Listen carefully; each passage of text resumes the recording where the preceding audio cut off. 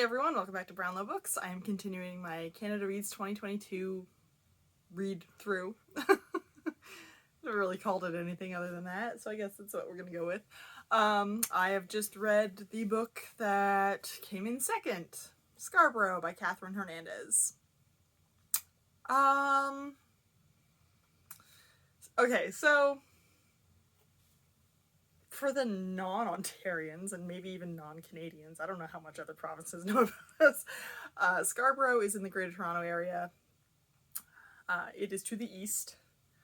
I'm also in the Greater Toronto Area, and I am to the far west. I'm like the edge of the GTA, to the point that I don't even really think it should be the GTA. Alright, so I recognize some of this, we'll say. That's what we'll go with. God,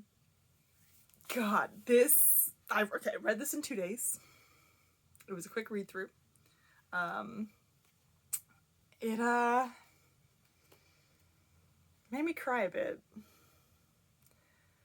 First in sadness, and then in happiness, then in frustration. All together, all around crying.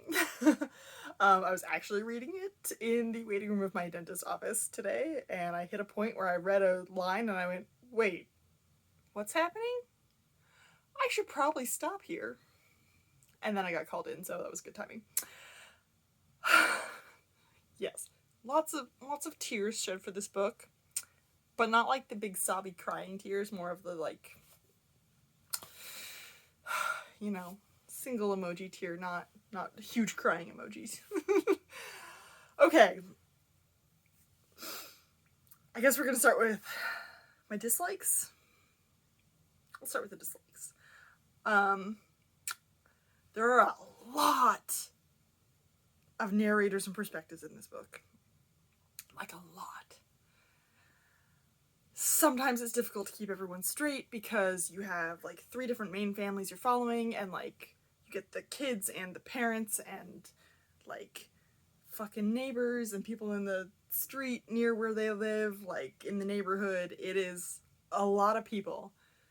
And sometimes you only get like 1, maybe 2 chapters with a certain person.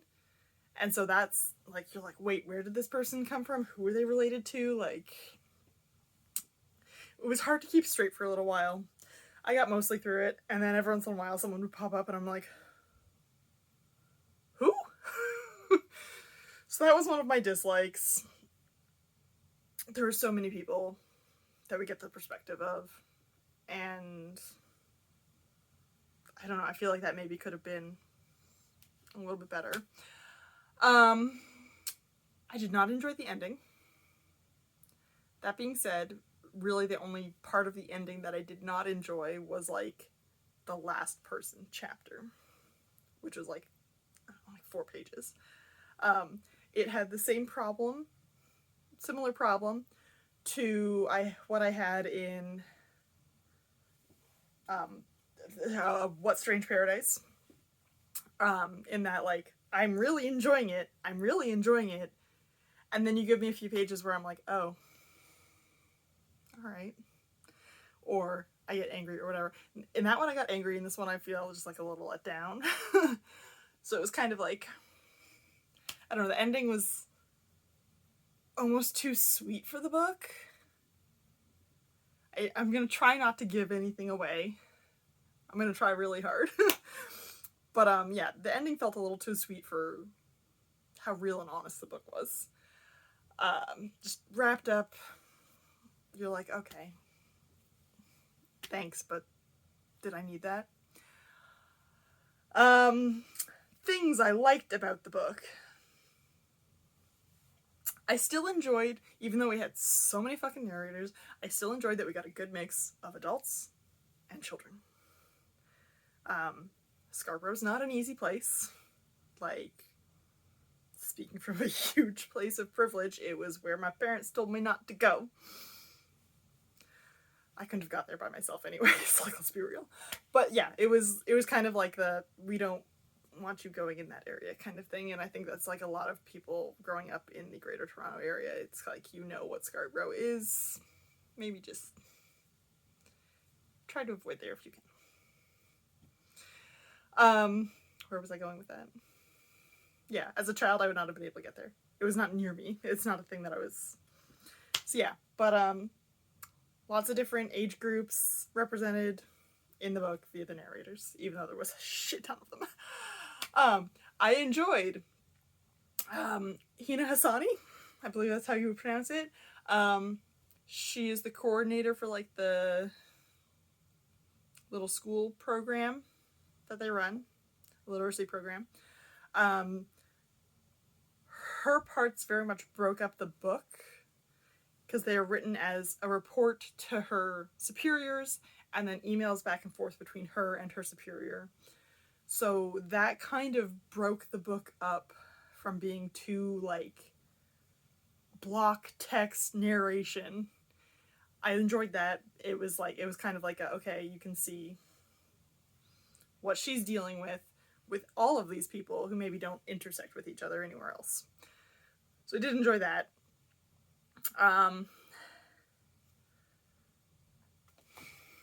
enjoyed how real it was, even though it was like really heartbreaking. So like it's not a lot of beautiful prose. It's, you know, sometimes clunky and overly real sometimes. It wasn't like we're finding the magic in our everyday shit lives. It was just like, this is how it is and this is how it's going to be. It's just so unapologetic about what life is like in Scarborough. If you are like any number of these families. So like that was the realness of it got me, and I think that's what I was like so heartbreaking and what the frustration comes from, because I was like, it's like I said, it was like crying from sadness, crying from happiness, crying from fucking frustration. Like, I have not had to use any kind of social assistance program ever that I'm aware of. Like, I know my dad would take employment insurance when he was like laid off or whatever, but like I personally have not had to use a food bank or go to a, you know, before and after school breakfast program, you know, snack, food, whatever. Like that was never an issue, and I recognize my extreme privilege of that. But like, just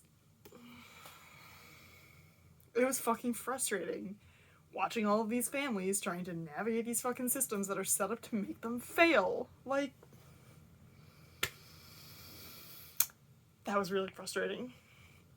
Incredibly frustrating. So as I said, this was second. Came in second, so second of 5 in Canada Reads 2022. Currently on Goodreads, it has 5,299 ratings and averaged a 4.29. A lot of the reviews were like, oh, heartbreaking, yes. And like I knew this book was gonna hurt me when I read the dedication. I was just like, oh, we're in the book. Wait, this is the dedication. Fuck. It was that, you know? So yeah, I think Canada Reads 2022 was just, hey, let's break some people's hearts here in the most amount of ways we can. I still have one more book to read. I still have 5 Little Indians by Michelle Good. That'll be my next one. And then we'll do a wrap-up of all 5 and where I think they should be. But yeah, for this one, that's it. I think it is absolutely worth a read, even through all of the, you know, water escaping my eyes in the dentist's office. Yeah. It hurt. But it was so good.